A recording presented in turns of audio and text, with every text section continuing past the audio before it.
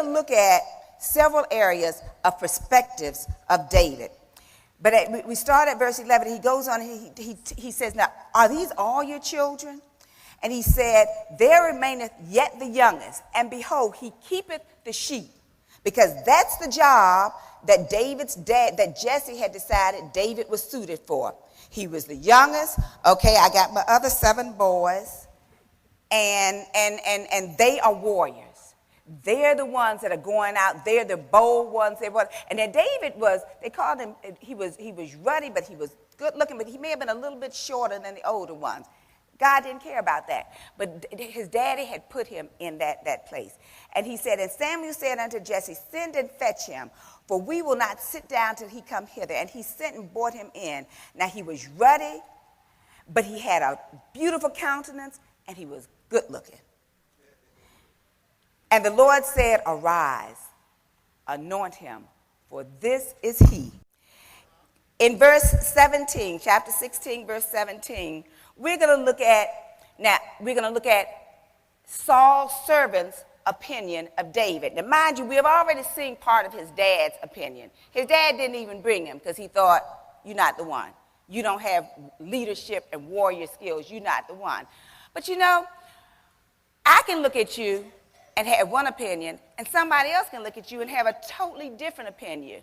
That's why you don't go by other people's opinion. Let's look at another version or another opinion of what somebody thought of David. In verse 17, it says, and Saul said unto his servants, provide me now a man that can play well and bring him to me. Then answered one of the servants and said, behold, I have seen a son of Jesse, the Bethlehemite, that is cunning in playing. Man, he can play his head off. And a mighty, valiant man. He is brave. Now, does that sound like the same man that Jesse was talking about? He's brave. He's a man of war and prudent in matters and comely. He's handsome. And the Lord is with him. Wherefore Saul sent messages unto Jesse and said, send me David, thy son, which is with the sheep. Do you see why we don't need to listen at other people? We got David, one person, but you got 2 totally opposite viewpoints of David. In verse 17, he goes on and says, and Jesse said unto David his son, take now for thy brethren an ephah of this parched corn and these 10 loaves, and run to the camp of thy brethren, and carry these 10 cheeses unto the captain of their 1,000, and look how thy brethren fare. I want you to look at them. I want you to bring me back a report. It says, and take their pledge. Bring me back a report of how they're doing. I want you to run now, my little boy. I want you to run out in the field and bring me back a report. Versus, I want you to be a warrior.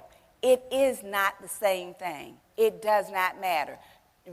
Perspective only matters when it comes from God. Now, when areas of our lives come up, we can look at it, and there again comes perspective. That's not a perspective of us. It's a perspective of what's getting ready to happen. We can look at it as it's huge, or we can look at it in part and say, okay, I can get past this little bit now. I can get past this little bit now. I can get, and break it up into parts and go ahead and conquer the whole thing. The reason Goliath was such a huge force in the Israelites' life was because of the way their soldiers look at it, which was totally opposite, and we'll see, from the way David looked at it. When the soldiers looked at it, their perspective, we're still talking about, their perspective was, it says in verse 25, just jump down to there, and the men of Israel said, they spoke this, have you seen this man that has come up talking about Goliath? Surely to defy Israel is he come up. Surely he's going to beat us. Surely there's nothing we can do against him. And it shall be that the man who killeth him, the king will enrich him with great riches, and will give him his daughter and make his father's house free in Israel. Not only is perspective of you from God, and you've got to stay connected to God, but even in the endeavors that you do, even in your job, even in your situations, you've got a choice. You can either look at it how we'll see David looks at it in a few minutes, or you can look at it as the Israeli soldiers. They were defeated before they ever got started. They were defeated before they ever came face to face with Goliath, just based on them assessing their abilities to go forth.